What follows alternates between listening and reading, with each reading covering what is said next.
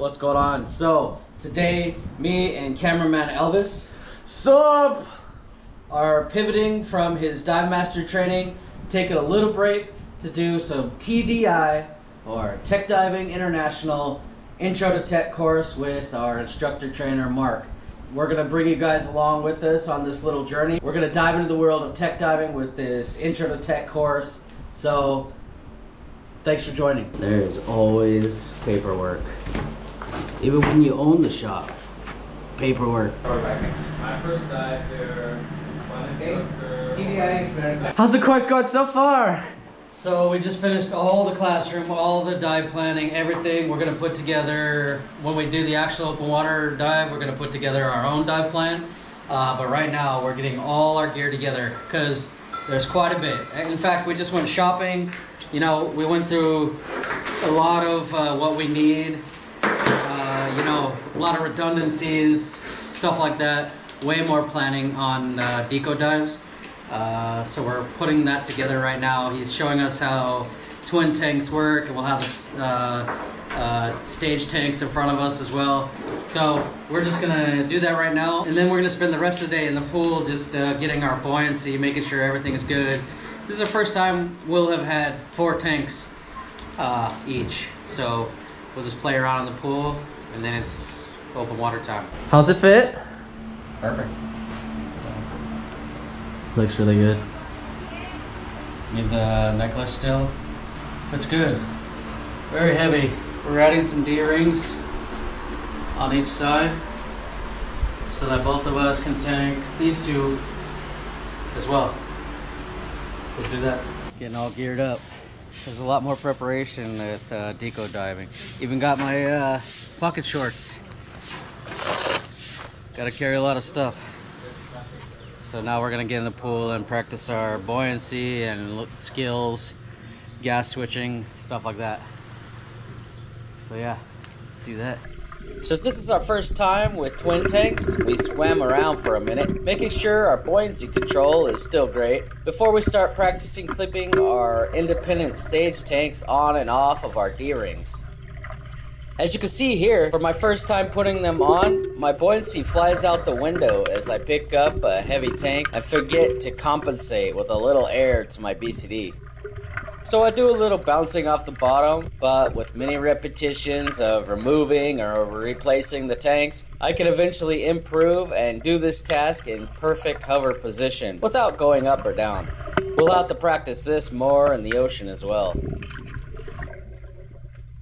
Another skill he had us doing is the pre-dive S-drill, turning one tank off, switching rigs, then back on again, as well as the separation manifold valve, just to make sure all tanks and the manifold are open.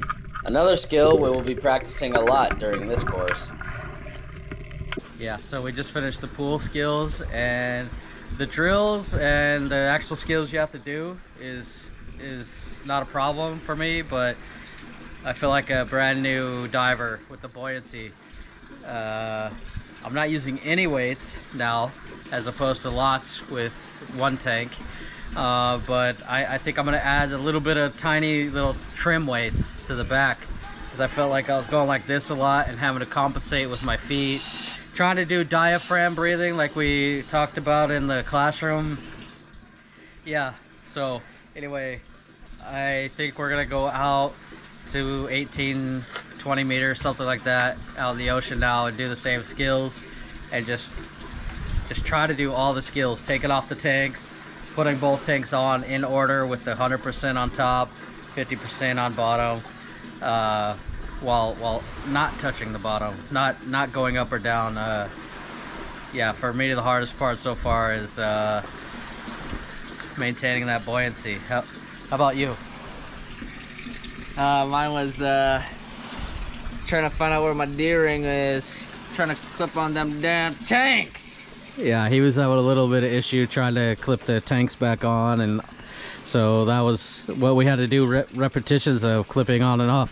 Whoa, look at all those fish. Oh, there's like a ton of fish right now jumping around right when we're gonna get in.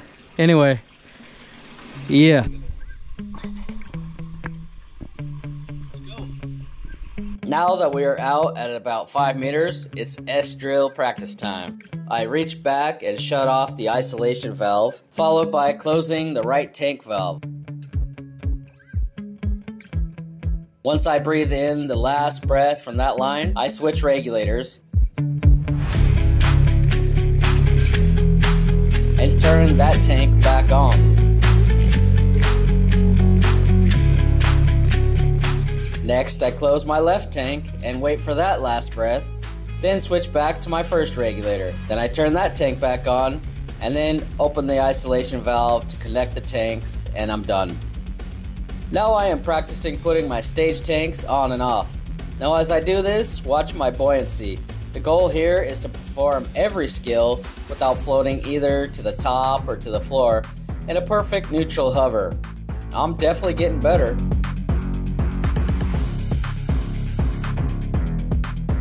Here, Elvis and I are practicing buddy breathing for out-of-air situations. It's a little bit more fun with 8 tanks and 2 meter plus long primary donate hoses.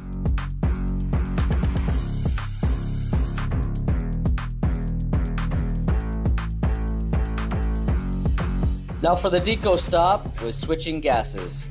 First, I signal to my buddy that we're on the correct depth for this next Deco stop. Next, I read the label on the tanks and find the correct mix for the stop. I then position the tank a little so that my dive buddy can see and agree and confirm that this is the right mix here. I can then turn the tank on and get the regulator out and ready. Then I must reconfirm with my computer that I am still at that correct depth, just in case I went up or down a little while distracted with the tanks. Then I'm good to switch to that gas and wait out my stop time. Once we practiced all these skills until Mark thought we were good enough, we did some other ones as well, such as a mask replace with one hand, while staying in that same hovering position as always, of course.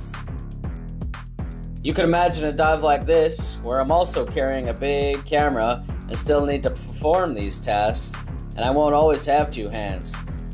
The rest of the dive, we are focusing on the rest of the skill sets, as well as tons of buoyancy and trim practice, of course. So this course has been amazing and really an eye-opening introduction to the world of tech diving and TDI, and I highly recommend it. It was highly educational and just makes me hunger for more continuing education in the scuba world.